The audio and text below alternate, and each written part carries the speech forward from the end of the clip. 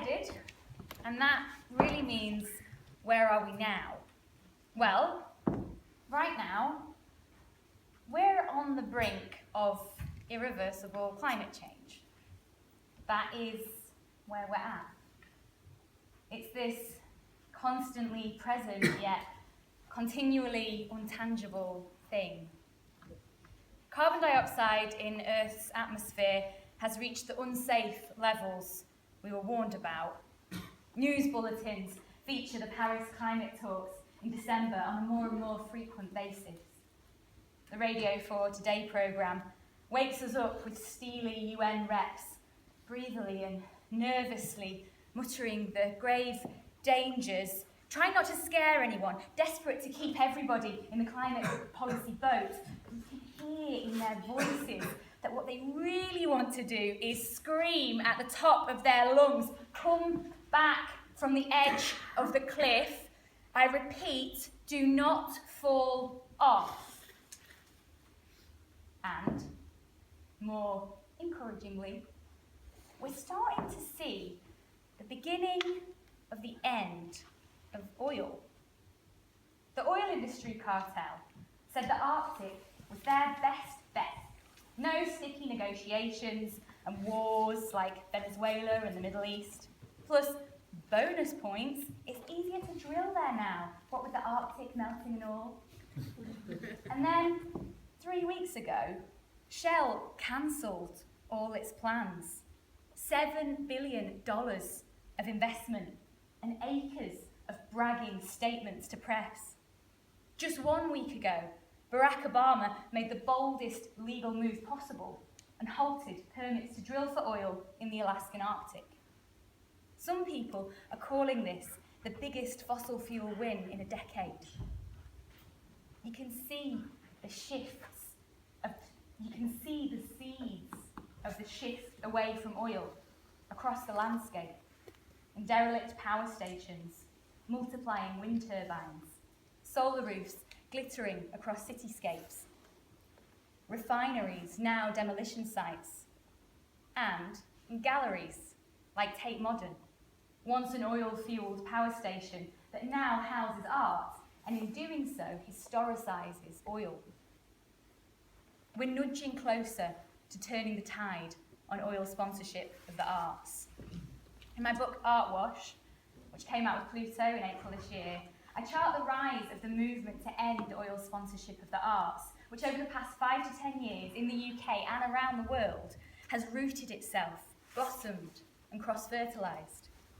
There are now thousands of artists, activists and gallery members dedicating their creative energies to calling a stop to this outdated trend for oil companies to art wash their public image with the rosy glow of the nation's most prestigious arts institutions. Oily substances and materials have been mixed, colour-matched, sewn and stealthily snuck inside galleries, museums and theatres, ready to be spilt in performance interventions, letting the oozing wound of oil sponsorship leak from the bodies of the buildings that oil sponsors coldly brand.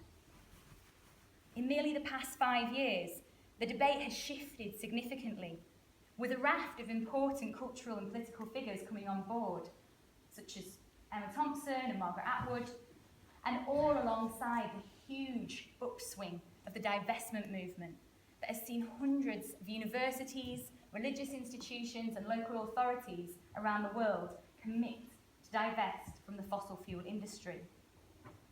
We're living in a time of rapid change, and the directions we take can be ours for shaping. So, what are we questioning? Well, we're sort of questioning everything and this pretty niche thing at the same time. It's quite a narrow focus. Kick oil out of the arts. And at the same time, it goes right to the heart of, well, the biggest questions facing humans today. What is the role of oil companies in our societies? And how are our actions affecting our future capacity to inhabit Earth? It strikes a different chord with everyone. Most people use oil. We can barely avoid it, no matter how hard we might try. Most people have been to a museum or a gallery or a theatre. They flow in a powerful undercurrent in people's minds and the national consciousness. And we're saying, take this thing that we have little choice but to use or interact with every day and evict it from this big, towering concept of culture that holds a special place in your heart. And that can be challenging. We're questioning power. Just, how the establishment works in this country. The boards of trustees of London's biggest cultural institutions are peppered with employees and ex-employees of some of the world's largest oil companies, including BP and Shell. At Tate, Lord John Brown sits as chair of trustees. Brown joined Tate's board just months after leaving BP, where he had been CEO for 12 years, having worked for BP since the tender age of 18. He truly is a company man, having followed his father's footsteps into the business and describing BP himself as part of his DNA. When the question of BP sponsorship of Tate comes to the BP board, the Tate board, just imagine how stifling an atmosphere it is for any staff member or board member who tries to turn the tide. And we know there are a lot of people on the inside who want BP out. How silencing it must be to have a Lord John Brown chairing the discussion and signing off every decision. Not only this, but the power and influence of BP goes down to the roots of Tate's activities. Like Jude Kelly, artistic director of Southbank Centre, put it at an Index on Censorship event, it's not only about edicts from on high, it functions more subtly in an everyone knows BP won't like this kind of a way.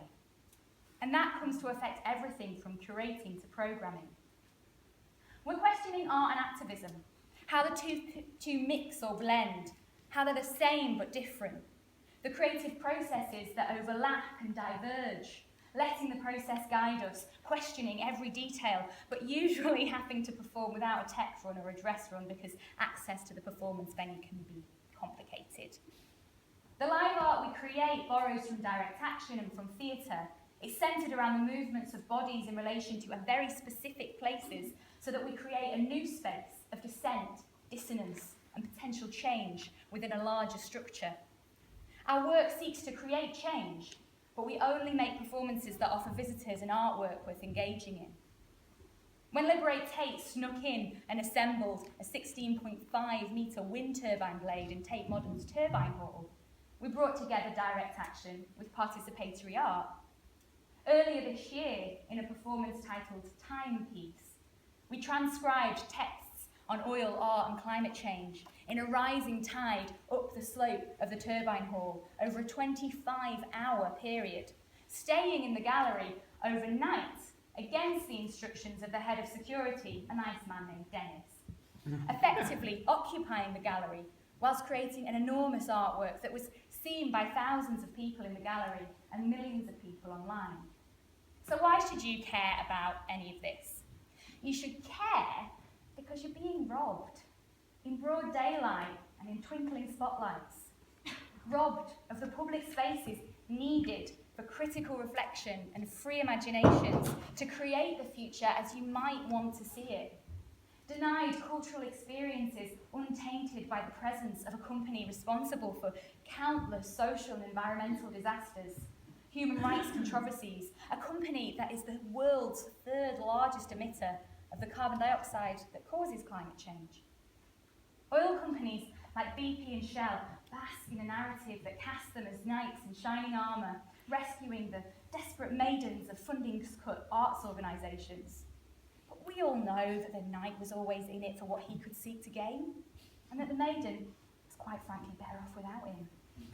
The likes of Tate and the British Museum didn't lose out when Arts Council funding was slashed, because they get their money, around 30% of their total spending, directly from the Department for Culture, Media and Sport, and on the condition of free entry. Public access to museums has nothing at all to do with corporate sponsorship of the arts. It's signed and sealed from Her Majesty's government. The money Tate gets from BP is in fact peanuts, less than half a percentage of Tate's annual spending. Tate spends around £160 million a year, and from 1990 to 2006, BP popped over an average of £224,000 a year, less than half a percentage. Tate hid this figure for years, presumably because it's embarrassingly small, until we forced them to reveal it in January this year after a series of legal challenges. Even all the corporate sponsorship at Tate added up together is only half the amount donated by the 100,000 plus members who reliably send in their contributions year on year. We should all care about ending oil sponsorship of the arts because as artists, theatre makers, gallery goers, theatre goers, citizens, these are our spaces. If we are to dream, to sketch, and to map out a future beyond oil, we cannot allow our imaginations to be filtered by the likes of Shell and BP. So what's the alternative? Well, the alternative is simple, and it's begun.